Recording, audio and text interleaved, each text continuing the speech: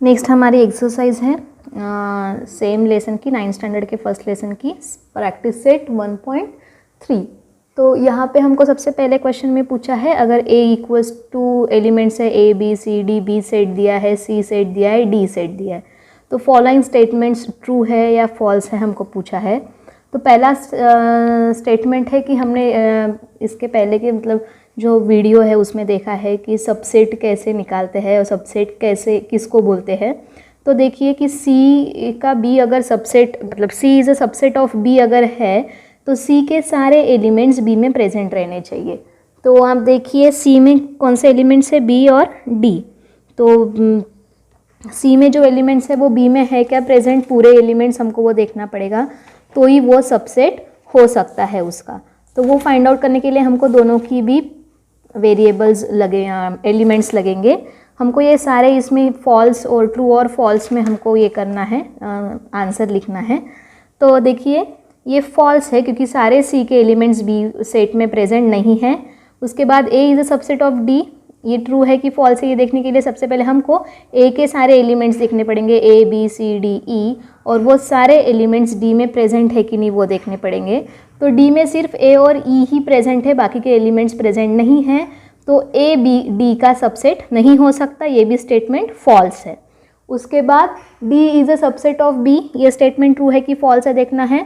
तो D के elements A E है और B के elements C D E F, A नहीं है E है प्रेजेंट, बट A यहाँ पे प्रेजेंट नहीं है, तो सारे के सारे एलिमेंट्स जो है D के B में प्रेजेंट नहीं है। सेट D के सारे एलिमेंट्स सेट B में प्रेजेंट नहीं है, इसलिए हम बोलेंगे इसको कि this is not a subset of B, ये स्टेटमेंट हो जाएगा false. D is a subset of A है क्या देखेंगे, A में E और A और E प्रेजेंट है, यस, तो ये हो गया true. D is a subset of A, all the elements of D is present in A, तो सारे एलिमेंट्स जो है D के वो A में प्रेजेंट है, तो ये सबसेट उसका है, ये ट्रू है statement. B subset of A, तो B के सारे एलिमेंट्स है क्या A में प्रेजेंट वो देखना है, तो B में C D E F है, A में A B C D E, F present नहीं है A में, तो ये स्टेटमेंट भी B is not a subset of A, ये स्टेटमेंट भी फॉल्स हो गया। C is subset of A, C के कौन से एलिमेंट है B और D, हाँ वो प्रेजेंट है A में, तो ये स्टेटमेंट भी ट्रू हो गया। तो ये फर्स्ट क्वेश्चन। नेक्स्ट क्वेश्चन क्या पूछा है हमको, take the set of natural number from 1 to 20 as a universal set and show x and y using a Venn diagram. तो ये जो वेन डायग्राम है इस टाइप की निकलेंगी, x equals to x such that x belongs to natural number, x is greater than 7 and less than 15। तो 7 से बड़ा नंबर 8 9 10 11 12 13 14 तक ही आएगा क्योंकि x इज़ लेस देन 15। ये आ गई वेन डायग्राम, इसको हम नाम दे देंगे सेट x। उसके बाद नेक्स्ट बोला है y is equals to y such that y belongs to n, y is a prime number from 1 to 20। तो प्राइम नंबर कौन से होते हैं, जो सिर्फ खुद से ही डिवाइड होते हैं। तो जैसे हमने ये पहले एग्जाम्पल में लिखा है वैसे ही हमको एक बॉक्स बनाना है और उसमें हमको सारे प्राइम नंबर्स लिखने हैं 1 से लेके 20 तक। जो प्राइम नंबर है 2 प्राइम नंबर है, 3 प्राइम नंबर है, 5 प्राइम नंबर है। उसके बाद देखिए 2 प्राइम नंबर्स है, 3 प्राइम नंबर है, 5 प्राइम नंबर है, 7 प्राइम नंबर है और 13, उसके बाद 16 तो 2 से डिवाइड होता है वो प्राइम नंबर नहीं हो सकता, 17 और 19। बाकी ये सारे प्राइम नंबर हमने यहाँ पे ये सेट में लिख लिए। उसके बाद का क्वेश्चन हमको बोला है कि यूनिवर्सल सेट है हमारा 1 2 3 7 8 9 10 11 12 और P एक सेट दिया है। हमको ये शो करना है कि सेट जो है universal P and P dash Venn diagram से। तो बहुत ही ईजी है, हम क्या करेंगे एक बॉक्स निकालेंगे जिसमें हम सारे यूनिवर्सल सेट के नंबर्स लिख लेंगे जितने भी हमको दिए हैं। 1 यूनिवर्सल सेट के जो नंबर्स दिए हैं 1, उसके बाद है 2 3, सब नंबर्स लिख लिए। और जो P के नंबर्स है थोड़ा सा पास में लिखेंगे ताकि हम एक P सेट बना सके। देखिए यहाँ पे हमने एक P सेट बनाया है। और आपको पता है कि कॉम्प्लीमेंट कैसे निकालते हैं, हमने पहले देखा है। इसके पहले कॉम्प्लीमेंट कैसे निकालते हैं, जब हम पी के एलिमेंट्स छोड़ के जितने भी यूनिवर्सल सेट में एलिमेंट्स प्रेजेंट है वो हो जाते हैं कॉम्प्लीमेंट सेट के एलिमेंट्स।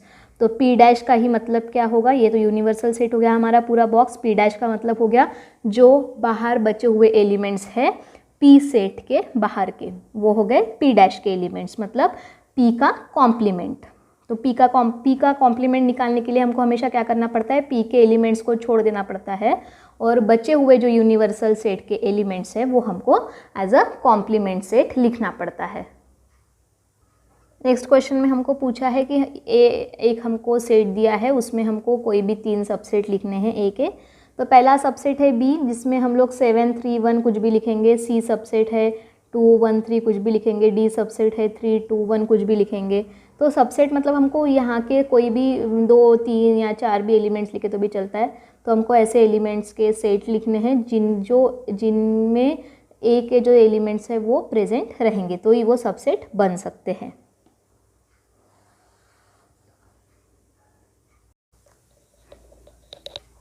नेक्स्ट देखेंगे क्वेश्चन नंबर 5। क्वेश्चन नंबर 5 में पूछा है राइट द सबसेट रिलेशनशिप और relation between the set P is a set of. तो यहाँ पे अलग अलग सेट दिए और उनके बीच में रिलेशन बताना है कि कौन किसका सबसेट है। तो अगर P is a set of all residents in Poona and M is a set of all residents in Madhya Pradesh, I is a set of all residents in Indore, B is a set of all resident in India, H is a set of all resident in Maharashtra. तो महाराष्ट्र में पुणे भी आता है, तो हम बोलेंगे H is a subset of P। उसके बाद नेक्स्ट रिलेशन देखेंगे तो मध्य प्रदेश, इंदौर, महाराष्ट्र ये सब इंडिया में आते हैं, सब स्टेट है इंडिया के। तो हम बोलेंगे कि M इज़ अ सबसे M I and B, sorry M I ये क्या है H are the subset of B। ये तीनों भी V के सबसेट हो सकते हैं। M is a subset of B, I is a subset of B, H is a subset of B। उसके बाद Indore is in Madhya Pradesh, so I is a subset of Madhya Pradesh. हम उसका ऐसे रिलेशन शो करेंगे। Which set can be universal set of about, कौन सा set है universal set, तो India is a universal set. India में सब कुछ आता है, पुणे आता है, मध्य प्रदेश आता है, इंदौर आता है और इंडिया में महाराष्ट्र स्टेट भी आता है। तो नेक्स्ट हम देखेंगे which set of numbers could be universal set for all the sets given below. तो सेट ऑफ मल्टीपल्स ऑफ 5 मतलब हम लोग 5 का टेबल लिखेंगे, ठीक है, up to infinity dot dot देके, क्योंकि हमको यहाँ पे लिमिट नहीं दी है। और set of multiples of 7 and set of multiples of 12, इन सब को लिखेंगे। इन सब में कुछ कॉमन है क्या देखेंगे, अगर कॉमन है तो ये एक दूसरे के सबसेट है और नहीं है तो हम नहीं लिखेंगे। तो यहाँ पे देखिए सबके सेट्स लिखने के बाद यहाँ पे पूछा है which set of numbers could be universal set for all the given belows. तो इसमें हम लोग natural numbers is a universal set करके लिख सकते हैं, क्योंकि ये सारे जो नंबर्स आ रहे हैं मल्टीपल्स ऑफ 5 मतलब 5 का टेबल, मल्टीपल्स ऑफ 7 मतलब 7 का टेबल, मल्टीपल्स ऑफ 12 मतलब 12 का टेबल, तो ये सारे आते हैं नेचुरल नंबर्स में। उसके बाद set of integers which are the multiples of 4 and set of all even square numbers. तो इसमें इंटीजर्स का सेट लेंगे हम लोग, क्योंकि वो दोनों उसमें पॉजिटिव और निगेटिव नंबर्स दोनों आएंगे। उसके बाद let all students of class in universal set, सब स्टूडेंट का एक यूनिवर्सल सेट बना है। उसके बाद let A be the student who secure 50% और more marks in maths and then write the complement of a set A. तो आपको पता है जितने भी स्टूडेंट्स हैं हमको उनके लिए कॉम्प्लीमेंट निकालना है। तो कॉम्प्लीमेंट निकालना है मतलब क्या करना है, बहुत इजी है। जैसे कि ये देखिए all the students of class तो यूनिवर्सल सेट में आएंगे। ए स्टूडेंट्स हु सिक्योर 50% और मोर मार्क्स इन मैथ्स, और कॉम्प्लीमेंट मतलब student who secure less than 50% in maths. तो ये हो गई हमारी एक्सरसाइज नंबर 1.3 कंप्लीट।